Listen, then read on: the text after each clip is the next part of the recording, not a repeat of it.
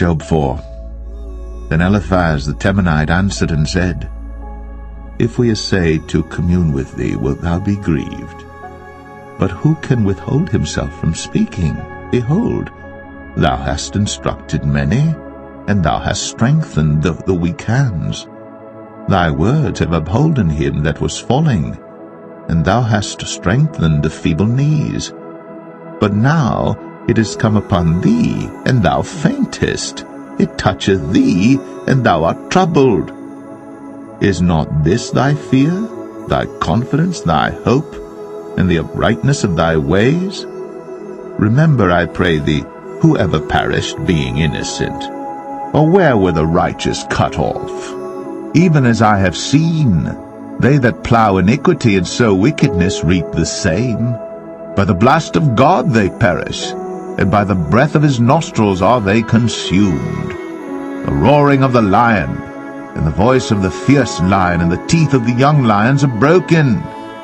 The old lion perisheth for lack of prey, and the stout lion's whelps are scattered abroad. Now a thing was secretly brought to me, and mine ear received a little thereof, in thoughts from the visions of the night, when deep sleep falleth on men. Fear came upon me, and trembling, which made all my bones to shake. Then a spirit passed before my face. The hair of my flesh stood up, it stood still, but I could not discern the form thereof. An image was before mine eyes. There was silence, and I heard a voice saying, Shall mortal man be more just than God? Shall a man be more pure than his Maker? Behold, he put no trust in his servants, and his angels he charged with folly. How much less in them that dwell in houses of clay, whose foundation is in the dust, which are crushed before the moth. They are destroyed from morning to evening. They perish forever, without any regarding it. Doth not their excellency which is in them go away? They die, even without wisdom.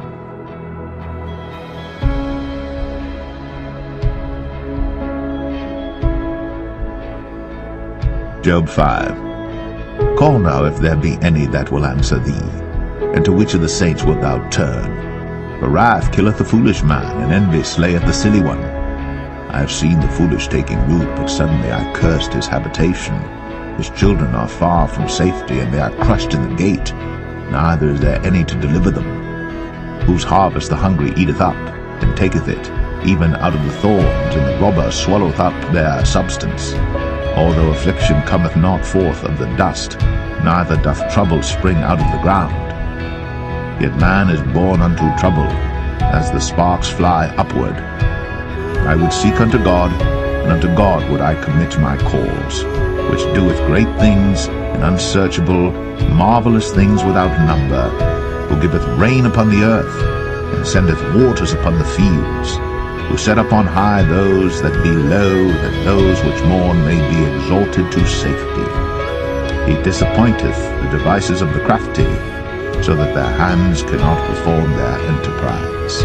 He taketh the wise in their own craftiness, and the counsel of the froward is carried headlong. They meet with darkness in the daytime, and grope in the noonday as in the night. But he saveth the poor from the sword, from their mouth, and from the hand of the mighty. So the poor hath hope, and iniquity stoppeth her mouth. Behold, happy is the man whom God correcteth. Therefore despise not thou the chastening of the Almighty. For he maketh sore, and bindeth up. He woundeth, and his hands make whole. He shall deliver thee in 6 troubles, yea, 7 there shall no evil touch thee. In famine he shall redeem thee from death, and in war from the power of the sword. Thou shalt be hid from the scourge of the tongue, neither shalt thou be afraid of destruction when it cometh. At destruction and famine thou shalt laugh, neither shalt thou be afraid of the beast of the earth. For thou shalt be in league with the stones of the field, and the beast of the field shall be at peace with thee. And thou shalt know that thy tabernacle shall be in peace, and thou shalt visit thy habitation, and shalt not sin. Thou shalt know also that thy seed shall be great, and thine offspring as the grass of the earth. Thou shalt come to thy grave in a full age, like as a shock of corn cometh in his season. Lo, this, we have searched it, so it is, hear it, and know thou it for thy good.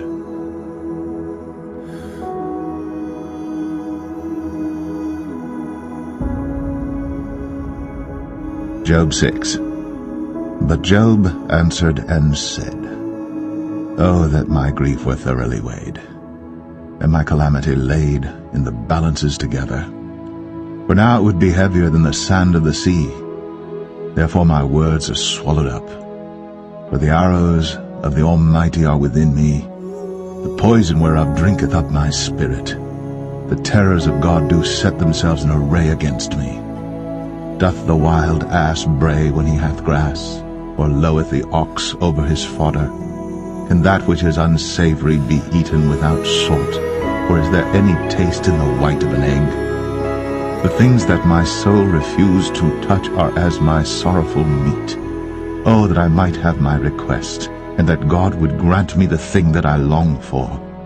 Even that it would please God to destroy me, that he would let loose his hand and cut me off. Then should I yet have comfort, yea, I would harden myself in sorrow. Let him not spare, for I have not concealed the words of the Holy One. What is my strength that I should hope, and what is mine end that I should prolong my life? Is my strength the strength of stones, or is my flesh of brass? Is not my help in me, and is wisdom driven quite from me? To him that is afflicted pity should be shown from his friend, but he forsaketh the fear of the Almighty. My brethren have dealt deceitfully as a brook, and as the stream of brooks they pass away, which are blackish by reason of the ice, and wherein the snow is hid. What time they wax warm, they vanish. When it is hot, they are consumed out of their place. The paths of their way are turned aside. They go to nothing and perish. The troops of Tema looked. The companies of Sheba waited for them. They were confounded because they had hoped. They came thither and were ashamed. For now ye are nothing. Ye see my casting down and are afraid. Did I say, Bring unto me, or give a reward for me of your substance, or deliver me from the enemy's hand, or redeem me from the hand of the mighty? Teach me, and I will hold my tongue, and cause me to understand wherein I have erred. How forcible are right words! But what doth your arguing reprove? Do ye imagine to reprove words, and the speeches of one that is desperate, which are as wind? Yea, ye overwhelm the fatherless, and ye dig a pit for your friend. Now therefore be content, look upon me, for it is evident unto you if I lie. Return, I pray you, let it not be iniquity. Yea, return again, my righteousness is in it.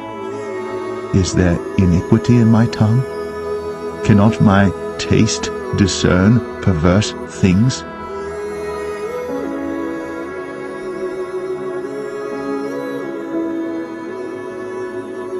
Job 7. Is there not an appointed time to man upon earth?